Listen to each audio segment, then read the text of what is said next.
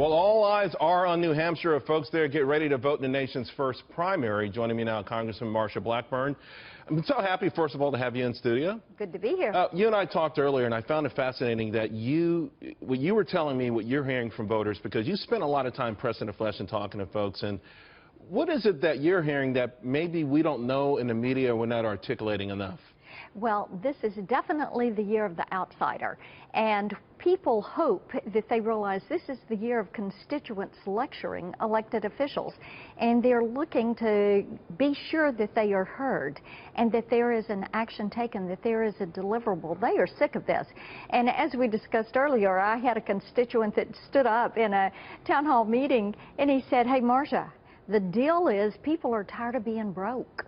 And I think there's a lot to it. You've got three issues people talk about: national security, jobs and economic security, and retirement security. But what about the notion that the GOP, the establishment GOP, I don't know if you want to put yourself in that bracket or not, but you know, the folks that have been in Washington for a long time have simply let down ordinary people?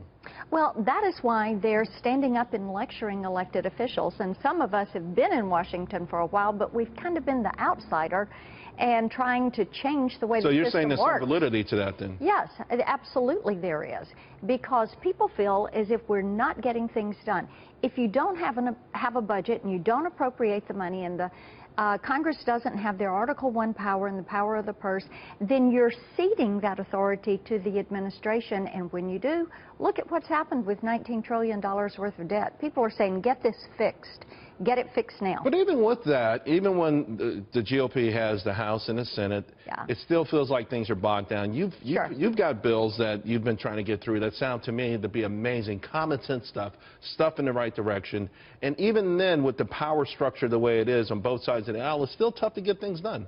It is tough to get things done, and the House and the Senate need to do a better job working together. Speaker Ryan, I think, is going to bring a little bit more power to getting those things done. And yes, there are bills that some of us have worked on across state line purchase of health insurance. I've had that bill 7 years working on it. Medicare choice, to let seniors stay with their health care and not be forced into Medicare. That's another 7-year project. Just two no-brainers. Yeah, and right. So it does take a while, and you have to build consensus for that. But we have to have the House and the Senate working together, and an administration that will say, I hear you, I hear the American people, and yes, indeed, we're going to get something done. Speaking of hearing, lessons that professional politicians in Washington, D.C. should be learning from Donald Trump and Bernie Sanders.